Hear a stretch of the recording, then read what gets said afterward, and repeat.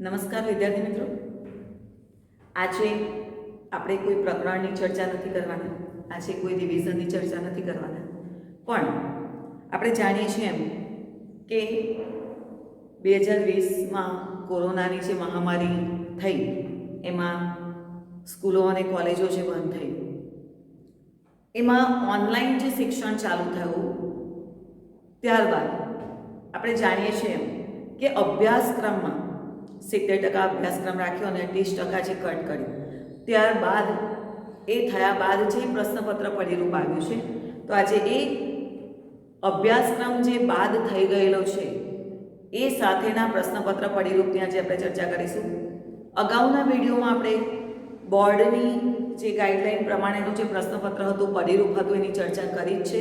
તો એમાં થોડા ઘણા જે ચેન્જીસ છે એની સાથે આપણે ચર્ચા કરીએ. તો સૌપ્રથમ તો આપણે જે સેક્શન વાઇઝ પ્રકરણો છે એમાં કયા પ્રકરણો બાદ થઈ ગયા છે, કેટલા પ્રકરણો કયા વિભાગમાં તૈયાર કરવાના છે એની ચર્ચા કરીએ. ત્યારબાદ આપણે સેક્શન વાઇઝ પ્રશ્નોની સમજૂતી મેળવીએ, કેવી રીતે પૂછાશે, કેટલા ગુણો હશે, તો ક્રમશઃ એની માહિતી મેળવીએ, જેથી આપણને અભ્યાસ કરવામાં, રિવિઝન કરવામાં કે રીડિંગ કરવામાં કે બોર્ડની એક્ઝામની તૈયારી કરવામાં મદદ રહે. તો સૌપ્રથમ આપણે જોઈએ વિદ્યાર્થી મિત્રો કે સંસ્કૃતના પાઠ્યપુસ્તકમાં કુલ જે પ્રકરણો છે એને આપણે વિભાગ વાઇઝ લઈએ, ગદ્ય, પદ્ય અને નાટ્ય. બરાબર, જે સેક્શન એ છે, સેક્શન બી છે અને સેક્શન સી છે. તો સૌપ્રથમ હું આપણે અભ્યાસક્રમમાં આવતા ગદ્ય વિભાગના લેશનો, પદ્ય વિભાગના અને નાટ્યખંડના એ લખી લઉં છું. એમાંથી કેટલા બાદ થઈ ગયા છે એની આપણે ચર્ચા કરીએ. તો બાકી કેટલા રહ્યા છે એ જો આપણને ખ્યાલ આવે તો જ આપણે પ્રકરણ વાઇઝ એની ચર્ચા કરી શકીએ, એનું રીડિંગ કરી શકીએ. તો ગદ્ય વિભાગમાં પ્રકરણ છે 2, 5, 6, 11, 12, 15 અને 17. 2, 5, 6, 9, 11, 12, 15 અને 17, એટલે કુલ 8 પ્રકરણો છે. એવી રીતે પદ્ય વિભાગમાં જુઓ 1, 3, 7, 10, 13, 16, 18 અને 20. બરાબર, આમાં પણ 8 પ્રકરણો છે અને નાટ્યમાં 4 પ્રકરણો છે, જેમાં છે 4, 8, 14 અને 19. તો કુલ આપણા જે અભ્યાસક્રમ છે એમાં આટલા પ્રકરણોમાંથી કયા પ્રકરણો બાદ થઈ ગયા છે જોઈએ. તો એમાં 2, 5, 6 તો છે, પણ પ્રકરણ નંબર 9 બાદ થઈ ગયું છે ગદ્ય વિભાગમાં, અને પ્રકરણ નંબર 17, એટલે ગદ્ય વિભાગમાં કુલ 2 પ્રકરણો બાદ કરતા આપણે કુલ 5 પ્રકરણોની તૈયારી કરવાની રહેશે. ત્યાર પછી પદ્ય વિભાગમાં આપણે જોઈએ તો પ્રકરણ 1, 3, 7, 10 તો છે, 13 તો છે, પણ 16 અને 18, એટલે કુલ આમાં 2 પ્રકરણો બાદ થતા 6 પ્રકરણો. આમાં પણ 6 પ્રકરણો, બંનેમાં 6 પ્રકરણો છે. એવી રીતે નાટ્યની વાત કરીએ તો 4, 8, 14 અને 19, એમાં 14 બાદ થઈ ગયા છે, એટલે કુલ આમાં 3 પ્રકરણો આપણે તૈયારી કરવાની રહેશે. એટલે આપણે જો આટલું ડિવાઈડ કરી દીધું હોય તો આપણને ખ્યાલ આવી જાય કે સેક્શન એ માં આપણે કુલ કેટલા પ્રકરણો વાંચવાના છે, જેમાં છે યદ ભવિષ્ય વિનશ્યતિ, ગુણવતી કન્યા, કાષ્ઠખંડમ, આજે 11મું લેશન છે યસ્ય જનનમ તસ્ય મરણમ, 12મું છે કલિકાલ સંરત્ન હેમચંદ્રાચાર્ય, 15મું જય પરાજય વાચે. બરાબર, ત્યાર પછી આપણે પદ્ય વિભાગના જોઈ લઈએ તો પદ્ય વિભાગમાં 10 શ્લોક વાળા ચેપ્ટર છે. જનાર્દનસ્ય પશ્ચિમ સંદેશ નાટ્યખંડમાં છે, સાક્ષીભૂત મનુષ્ય છે અને સત્યમ મયુરઃ એ નાટ્યખંડ છે. તો પ્રકરણો જ્યાં સુધી આપણને ન ખબર હોય કેટલા રદ થયા છે અને કેટલાનો જ આપણે અભ્યાસ કરવાનો છે, એમાં કેવા કેવા પ્રકારના પ્રકરણો છે. તો હવે આપણે વિભાગ એ તરફ આગળ વધીએ કે વિભાગ એ માં શું છે. આપણે જોયું કે વિભાગ એ માં ગદ્ય વિભાગ એટલે કે જે લેશન છે એ છે ગદ્ય વિભાગ. તો ગદ્યમાં કુલ કેટલા પ્રકરણો છે? 6 પ્રકરણો છે. હવે આપણે જે અગાઉના પ્રશ્નપત્ર પરિરૂપની ચર્ચા કરેલી એમાં તમને ખ્યાલ હશે કે પ્રશ્ન નંબર 1 ના અથવામાં પ્રશ્ન નંબર 1 હતો 4 માર્ક્સનો જે છે ગદ્યખંડ અનુવાદ અધોદત્તેભ્યઃ ગદ્યખંડસ્ય માતૃભાષાયામ અનુવાદ કુરુત. હવે પ્રશ્નપત્ર બોર્ડનું જે આવશે એમાં તમને સૂચના સંસ્કૃતમાં પણ હશે, ઇંગ્લિશમાં પણ હશે અને ગુજરાતીમાં પણ હશે. એટલે સૂચના સમજવામાં ક્યાંય તકલીફ થશે નહીં અને એ અનુવાદ 4 માર્ક્સનો છે. તો આ જે આપણે 2020-21નું જે પરિરૂપ છે એમાં ક્યાંય અથવા કે ઓર શબ્દ આવતો નથી.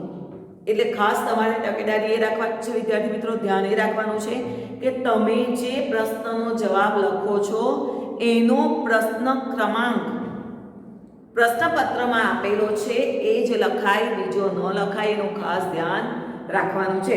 ફોર એક્ઝામ્પલ આપણે અહીં સૂચના છે, આપણે ગુજરાતીમાં લખી દઈએ કે માતૃભાષા ગદ્યખંડનું માતૃભાષામાં અનુવાદ 4 માર્ક્સ, બરાબર. તો એમાં પ્રશ્ન નંબર 1 અને પ્રશ્ન નંબર 2. પછી સૂચના તમને સંસ્કૃતમાં આપેલી છે અધોલિખિતેભ્યઃ ગદ્યખંડસ્ય અનુવાદ માતૃભાષાયામ કુરુત અને બ્રેકેટમાં આપેલું હશે કોઅપી એકઃ. આ સૂચના તમારે ખાસ દરેક જે સૂચના છે એની પાછળ બ્રેકેટમાં દરેક જગ્યાએ બ્રેકેટ છે એ બ્રેકેટને સમજવાનું છે. કોઅપી એકઃ એનીવન, કોઈ પણ એક. ઇંગ્લિશ મીડિયમના વિદ્યાર્થીઓ ખાસ ધ્યાન રાખે, કોઅપી એકઃ એટલે એનીવન, કોઈ પણ એક. એટલે તમે હવે પ્રશ્ન નંબર 2 લખતા હોય તો ત્યાં પ્રશ્ન નંબર 2 જ લખવાનું. જો પ્રશ્ન નંબર 1 નો અનુવાદ ગદ્યખંડનો કરો છો તો ત્યાં 1 જ લખવાનો. જો 2 નો આવડે છે તો 2 થી સ્ટાર્ટ કરો. બરાબર છે. હવે આગળ વધીએ. એવી રીતે તમારી બીજી સૂચના આવશે અધોલિખિતેભ્યઃ સંસ્કૃત પ્રશ્નાનામ ઉત્તરાણી સંસ્કૃત ભાષાયામ લિખત. એટલે કે સંસ્કૃત પ્રશ્નોના જવાબ સંસ્કૃતમાં લખવાના છે. ગદ્ય વિભાગમાં સ્વાધ્યાયમાંથી જ આવશે. એટલે કે સંસ્કૃત પ્રશ્નોના જવાબ સંસ્કૃત ભાષામાં લખો, 2 માર્ક્સ છે. હવે અહીં તમને પ્રશ્ન નંબર કયો આપેલો હશે? 3, 4 અને 5. સૂચના શું હશે? કોડપી દ્વયો, કોઈ પણ 2. એટલે કે પ્રશ્ન નંબર 3, 4 અને 5 એવી રીતે પ્રશ્ન આપેલો છે. એની 2 તમને કદાચ ત્રીજો અને ચોથો આવડે છે તો ત્રીજો અને ચોથો લખો, ચોથો અને પાંચમો આવડે છે તો ચોથો અને પાંચમો ક્રમ લખો. અધરવાઇઝ તમને ત્રીજો અને પાંચમો આવડે છે તો જ્યારે પ્રશ્ન ક્રમાંક તમે લખતા હો ત્યારે ત્રીજો નંબર આવડતો હોય તો ત્રીજો લખો અને પાંચમો આવડતો હોય તો પાંચમો લખો. બરાબર. તો અહીંયા ક્રમની જાળવણી ખાસ મહત્વની છે કે તમે જે પ્રશ્નનો ક્રમ લખો છો, જે જવાબ લખો છો એ પ્રશ્ન ક્રમ તમારી પ્રમાણે 1 2 3 એવું કરવાની જરૂર નથી, પણ પ્રશ્નપત્રમાં આપેલા પ્રશ્નનો ક્રમ જાળવવાનો છે. ક્યાંય તમારે અથવા શબ્દ નથી, પણ અથવાની જગ્યાએ તમને સાઈડ પર સૂચના જે આપે છે ત્વયોપી દ્વયોઃ, કોઅપી એકઃ, કોઅપી દ્વયોઃ, ત્રયોઃ, એ રીતે તમારે જોવાનું છે કે ત્રય હોય તો 3 હોય, દ્વ હોય તો 2 હોય. એની 2 એટલે કે 1 માર્ક્સના પ્રશ્નો છે. આગળ વધીએ. આ જે પ્રશ્નો છે સંસ્કૃત પ્રશ્નો તમારા ગદ્ય વિભાગના સ્વાધ્યાય અને એમસીક્યુના જે પ્રશ્નો છે એમાંથી તૈયાર કરવાના રહેશે. ત્યાર પછી છે અધોલિખિતેભ્યઃ પ્રશ્નાનામ માતૃભાષાયામ ઉત્તર લિખત. એટલે કે તમને પ્રશ્નો પણ ગુજરાતીમાં આપેલા હશે અને જવાબ પણ તમારે ગુજરાતીમાં જ લખવાનો છે. તો અહીંયા આવશે માતૃભાષામાં પ્રશ્નોના ઉત્તર લખો. બરાબર. હવે અહીં પણ જો 3 4 અને 5 કોઈ પણ 2 લખવાના તો 1 માર્ક્સનો. અહીંયા 2 પ્રશ્નો લખવાના છે તો તમને પ્રશ્ન નંબર 6 7 અને 8 સૂચના ફરીથી થઈ ગઈ. કોઅપી દ્વયોઃ એની 2 એટલે તમને 6 ને 7 આવડતો હોય તો 6 ને 7 લખો, 7 ને 8 આવડતો હોય તો 7 ને 8 લખો, 6 ને 8 આવડતો હોય તો 6 ને 8 લખો. બરાબર. 3 માંથી જે પણ પ્રશ્ન તમને આવડતો હોય કોઈ પણ 2 લખી શકો છો, પણ પ્રશ્ન ક્રમ ખોરવાવો જોઈએ નહીં. એટલે કે ગુજરાતી પ્રશ્ન જો આ બધા પ્રશ્નો ક્યાંથી આવશે તો કે તમને જે ઉપર મેં પ્રકરણો લખેલા છે એ પ્રકરણના સ્વાધ્યાયમાંથી ગુજરાતી પ્રશ્નોના જવાબ તમારે તૈયાર કરવાના રહેશે. તો વિદ્યાર્થી મિત્રો એ પ્રશ્નો સ્વાધ્યાયમાં છે કેટલા? તો એ 6 પ્રકરણોના સ્વાધ્યાયના પ્રશ્નોનું એક લિસ્ટ બનાવી દો તો તમને ખબર પડી જશે કે એક પ્રકરણ દીઠ 5 પ્રશ્નો હોય તો 6 50 30 પ્રશ્નોની તૈયારી તમારે કરવાની છે. ઘણા પ્રકરણોમાં 4 પ્રશ્નો છે, બરાબર. તો અંદાજિત 25 થી 30 પ્રશ્નોની ગણતરી રાખવાની કે મારે પ્રશ્ન નંબર 6, 7 ને 8 જો તૈયાર કરવો છે બોર્ડના પરિરૂપ પ્રમાણે તો મારે 25 કે 30 ગુજરાતી પ્રશ્નો વાંચવાના છે. તો આ શોર્ટ મેથડ ખૂબ સરસ રહેશે તમારે. સેમ વસ્તુ સંસ્કૃત પ્રશ્નોમાં પણ એવું છે કે ઉપરના ચેપ્ટરના પ્રશ્નો સંસ્કૃતના સ્વાધ્યાયના તૈયાર કરો, એક લિસ્ટ બનાવી દો તો એ તમારે વાંચવાની ખૂબ જ સરળતા રહેશે. આગળ વધીએ આપણે. પ્રશ્ન નંબર 6, 7 અને 8 પત્યો. હવે આવશે સંક્ષિપ્ત ટિપ્પણી. ટિપ્પણી એટલે ટૂંકનોંધ. એમાં આવશે પ્રશ્ન નંબર 9 અને 10. તો અહીંયા આવશે કોપી એક 2 માર્ક્સ. એટલે તમને પ્રશ્ન નંબર 9 અને 10 આપેલો છે. 2 ટૂંકનોંધ હશે, ગદ્ય વિભાગની જ છે, બરાબર. અને એમાંથી તમારે કોઈ પણ એક લખવાનું છે. કોપી એક હોય એટલે એની 1. તો આપણે જોઈએ કે આટલા પ્રકરણોમાંથી કુલ ટૂંકનોંધ કેટલી નીકળે છે તો કે 2 ચેપ્ટર નંબર જે પ્રકરણ 2 છે એમાંથી યદ ભવિષ્ય વાર્તાનો બોધ પૂછાય. ગુણવતી કન્યામાં ગુણવતી કન્યા શક્તિકુમારે કરેલી પરીક્ષાનું આયોજન 2 એ છે એટલે 3 થઈ. છઠ્ઠામાં આવડપાત નામનું વિઘ્ન એટલે 4 ટૂંકનોંધ થઈ. ત્યાર પછી 11માં તો યસ્ય જનનમ તસ્ય મરણમ, એમાં કોઈ ટૂંકનોંધ છે નહીં, પણ કદાચ ટૂંકનોંધ રૂપે પૂછાય કે વાસણો શા માટે આવે, પણ એવું કોઈ જરૂરી નથી. 12માંથી 2 નીકળે, કલિકાલ સર્વજ્ઞ હેમચંદ્રાચાર્ય અથવા તો હેમચંદ્રાચાર્યનું સાહિત્ય એટલે કે 6 ટૂંકનોંધ થઈ. અને 15મા પ્રકરણમાં છે મહાભારતકાલીન યુગ અને અર્વાચીન યુદ્ધ વચ્ચેનો, મહાભારતકાલીન યુદ્ધના અને અર્વાચીન યુદ્ધ વચ્ચેનો તફાવત. એટલે તમે જો કે તમારે પ્રશ્ન નંબર 9 અને 10 તૈયાર કરવો હોય તેમાં કુલ 7 ટૂંકનોંધ, બરાબર. એમાં પાત્ર પરિચય પણ પૂછી શકાય, બરાબર. હેમચંદ્રાચાર્યનો આવી ગયું એટલે કુલ 7ની ગણતરી રાખવાની કે 7 ટૂંકનોંધમાંથી તમારે કોઈ પણ 2 હશે લખવાની, એક જ હશે. તો આવું એક તમારે લિસ્ટ તૈયાર કરવું પડે. આગળ વધીશું.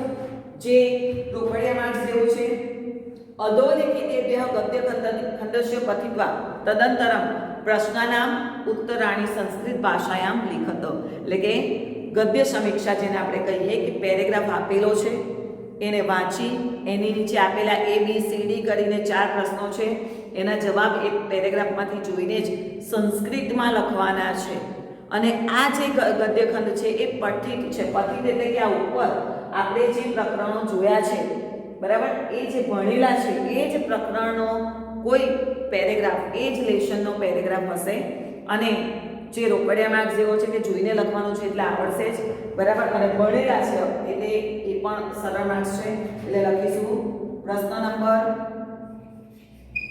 11 ગદ્ય સમીક્ષા, બરાબર. આમાં કોપી એક વાર હોય એવું છે ને, એમાં તમને પ્રશ્ન નંબર A, B, C અને D આ રીતે આપેલું હશે 4, બરાબર. અને ખાસ ધ્યાન રાખવાનું છે કે આ ગદ્ય સમીક્ષા કઈ છે? પઠિત. પઠિત એટલે તમે જે અભ્યાસક્રમ કરેલો છે તે. આગળ વધીએ. વિભાગ A અહીં પૂરો થાય છે. વિભાગ B. વિભાગ B માં શું છે? પદ્ય વિભાગ. એટલે આપણે લખીશું અહીં પદ્ય વિભાગ. હવે પદ્ય વિભાગ ભણતા પહેલા આપણે થોડું એનાલિસિસ એવું કરી લેવાનું કે આ જે પ્રકરણો છે આ પ્રકરણોમાંથી શ્લોક પૂર્તિ જો આ થોડું તમે સમજી લેશો ને તો તમારે ખૂબ જ સરળ માર્ક્સ અચીવ કરવા થઈ જશે. શ્લોક પૂર્તિ કેટલા ચેપ્ટરમાં છે તો કે પહેલામાં છે, 7મામાં છે, 10મામાં છે અને 13મામાં છે. કુલ 7 શ્લોક તમારે તૈયાર કરવાના છે શ્લોક પૂર્તિના. આ કામ થઈ ગયું. ત્યાર પછી અર્થ વિસ્તાર વાળા કેટલા ચેપ્ટર છે? જે સ્વાધ્યાયમાં અર્થ વિસ્તાર હોય એવા કેટલા પ્રકરણો છે તો એ આપણે જોઈ લઈએ કે પહેલામાં અર્થ વિસ્તાર નથી, પણ એક પ્રશ્ન એવો છે કે માં કશ્ચિત દુઃખ ભાગ ભવેતને તમારા શબ્દમાં વર્ણવો, બરાબર. એ કદાચ જ પૂછી શકે. પણ પ્રકરણ નંબર 7માં સ્વાધ્યાયમાં છે અર્થ વિસ્તાર, પ્રકરણ નંબર 13માં છે અને પ્રકરણ નંબર 20માં અર્થ વિસ્તાર આવે છે. એટલે કે અર્થ વિસ્તાર માટે તમારે 3 પ્રકરણો તૈયાર કરવાના છે, શ્લોક પૂર્તિ માટે 3 તૈયાર કરવાના છે. બીજું કે આપણો જે પ્રશ્ન નંબર 12 છે, જેમ ગદ્ય વિભાગમાં અનુવાદનો પહેલો પ્રશ્ન આવ્યો એમ પદ્ય વિભાગમાં પણ શ્લોક અનુવાદનો જ પ્રશ્ન હોય તો એમાં પણ આપણે સમજી લઈએ કે શ્લોકાનુવાદ અધોદંતેભ્ય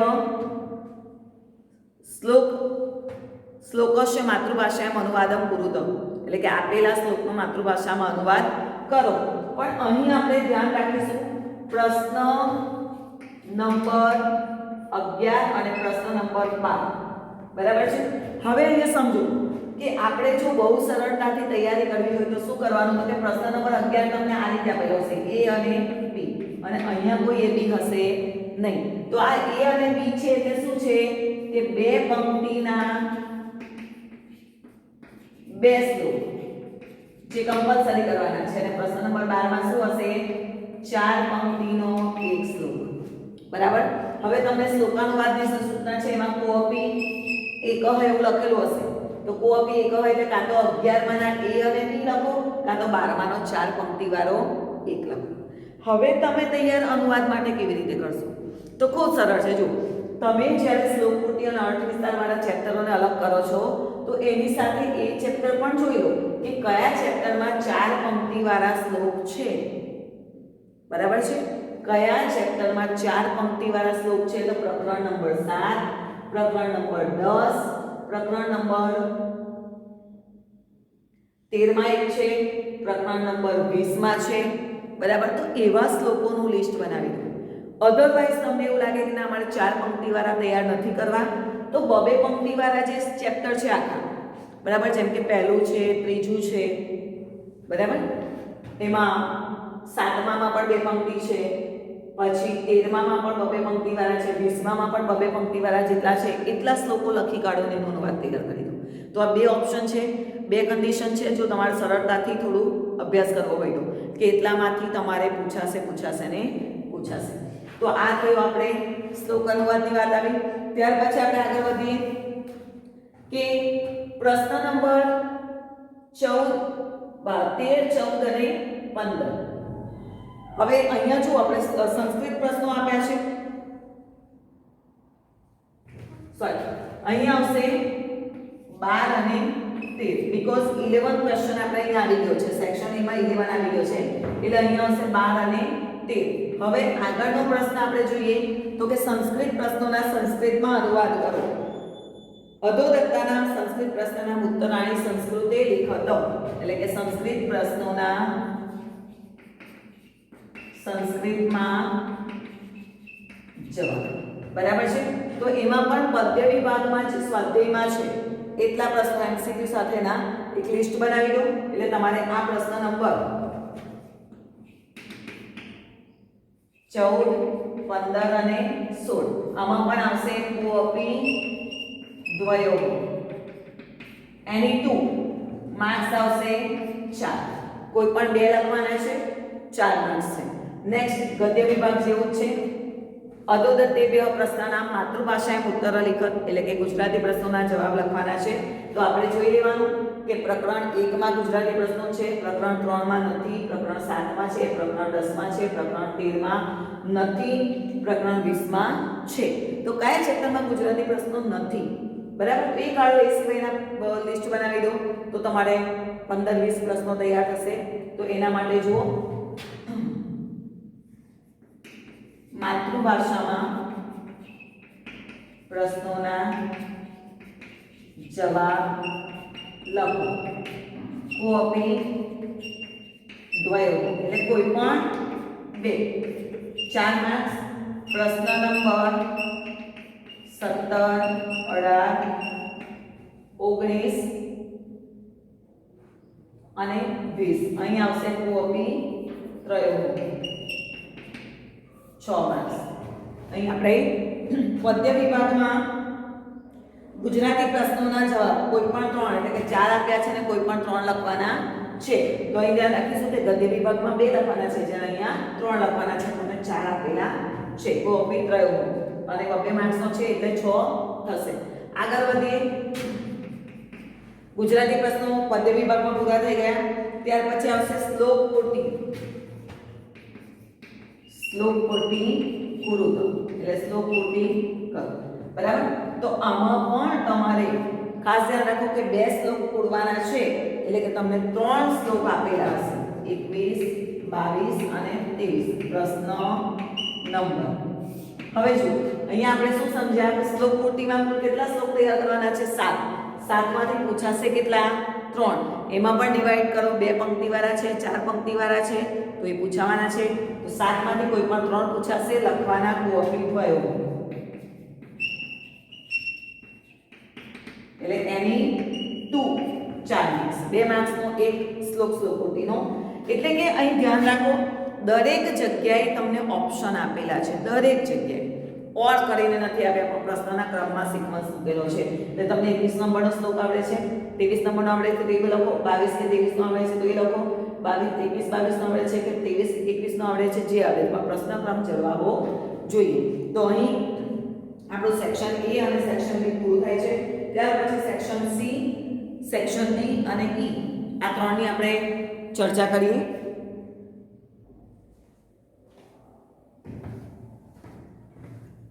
આગળ વધીએ. વિભાગ સી. વિભાગ સી છે આપણો નાટ્ય વિભાગ. જો આપણે વિભાગ વાઇઝ જો તૈયારી કરીને રીડિંગ કરીએ, હું તમને જેમ સમજાવતી ગઈ છું એમ, તો વિભાગ સી માં આપણે 3 જ પ્રકરણો આવે છે, 4, 8 અને 19. તો સૌપ્રથમ આપણે જોઈએ કે પ્રશ્ન ક્રમ આપણે છેલ્લે સેક્શન બી માં 23 સુધી કર્યો તો શ્લોક પૂર્તિ. તો અહીં આવશે પ્રશ્ન નંબર 24 અને 25 નાટ્યાનુવાદ, કોપી 1 4 માર્ક્સ. તો તમારે 24 માં આવડે તો 24 માં લખો, 25 માં આવડે તો 25 માં લખો. તો અહીંયા પણ નાટ્યખંડ પ્રકરણ 4, પ્રકરણ 8 અને પ્રકરણ 19 ખૂબ સરળ અને સહેલા પ્રકરણો છે. તો એમાંથી તમારે પેરેગ્રાફ પૂછાશે. ત્યાર પછી આગળ વધીએ આપણે. તો પ્રશ્ન નંબર 24, 27 અને 28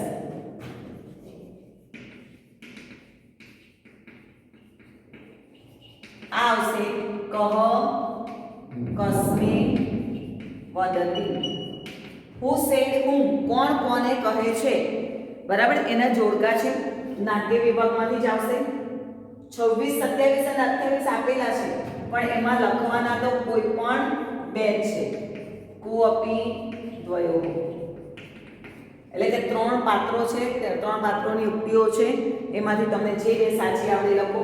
આ તો ઓપ્શનલ જેવું છે, 3 લખો તો પણ વાંધો નહીં, કદાચ કંઈક એક ભૂલ પડે તો તમારું સાચું પડે. એટલે કે એ નાટ્ય વિભાગમાંથી કોણ કોને બોલે છે એ વાક્યોના અહીં પ્રશ્નોના જવાબ આવશે. આગળ આવીએ. ગુજરાતી પ્રશ્નોના જવાબ એટલે કે માતૃભાષામાં, માતૃભાષાયામ ઉત્તર લેખન.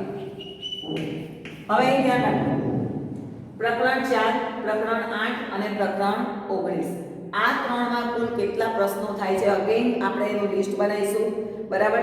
એમાં સંસ્કૃત પ્રશ્નો અહીં ધ્યાન રાખીએ કે અહીં સંસ્કૃત પ્રશ્નો આપણે લીધા નથી. સેક્શન એ અને સેક્શન ડી માં સંસ્કૃત પ્રશ્નો છે, પણ સેક્શન સી માં સંસ્કૃત પ્રશ્નો છે નહીં આપણા પ્રશ્નપત્ર પરિરૂપમાં. તો અહીં આપણે એ ચિંતા છે નહીં કે પ્રશ્નપત્ર પરિરૂપ પ્રમાણે આપણે સંસ્કૃત પ્રશ્નો તૈયાર કરવા કે નહીં, નથી કરવાના, તો ફક્ત માતૃભાષામાં લખવાના છે. તો આપણે એને લિસ્ટ બનાવી દઈશું. પ્રશ્ન નંબર આવશે 29, 30 અને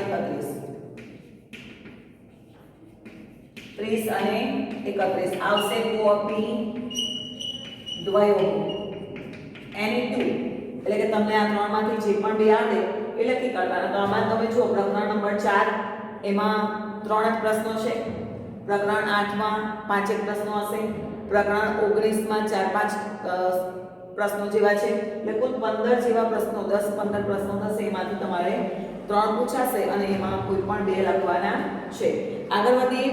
ગુજરાતી પ્રશ્નો પૂરા થાય પછી આપણે સંક્ષિપ્ત ટિપ્પણી, જેને આપણે શોર્ટ નોટ કહીએ છીએ, બરાબર, એ શોર્ટ નોટ પૂછાશે. હવે એ શોર્ટ નોટ કયા પ્રકારની છે એને પણ જોઈ લઈએ, કારણ કે આપણે શોર્ટ નોટ માટે સંક્ષિપ્ત ટિપ્પણી, બરાબર. પ્રશ્ન નંબર 32, 33 અને 34. પ્રશ્ન નંબર 32, 33 અને 34. તો અહીંયા પણ આવશે કોપી દ્વયો હવે આમાંથી તમારે કોઈ પણ બે લખવાની છે. તો આ પ્રકરણોમાં કુલ કેટલી શોર્ટ નોટ થશે? તો જો આમાં પ્રકરણ 4 છે, તેમાં ગદ્દોજ કચ્છનું પાત્રા લેખન છે, શ્રી કૃષ્ણનો અંતિમ સંદેશ છે. પ્રકરણ નંબર 8 માં સાક્ષીભૂત બનેલા મનુષ્યનું કર્તવ્ય, 3 કર્તવ્યમાંથી કોઈ પણ 3 એ ભેગા પણ પૂછાય. પ્રથમ કર્તવ્ય સમજાવો, દ્વિતીય કર્તવ્ય સમજાવો કે તૃતીય કર્તવ્ય સમજાવો, એવી રીતે ઇન્ડિવિડ્યુઅલ અલગ શોર્ટ નોટમાં પૂછાય. અને પ્રકરણ નંબર 19 માં બીજી સાંડિલ્યનું પાત્ર પરિચય છે, બરાબર, ભગવદ અજુકીયમ કૃતિ છે એને સમજાવવાનું આવે, પ્રહસન છે, બરાબર. ત્યાર પછી સાંડિલ્યએ કરેલું ઉદ્યાનનું વર્ણન, વિદ્યાભ્યાસ શા માટે કરવો જોઈએ, એ બધા જ પ્રશ્નો રૂપે જે છે એ પણ ટૂંકનોંધ રૂપે પૂછાઈ શકે છે. એટલે આપણે એમાં કોઈ પણ બે ટૂંકનોંધ લખવાની કમ્પલસરી છે. 32, 33, 34 3 પૂછાશે, એમાંથી કોઈ પણ તમારે બે લખવાની રહેશે.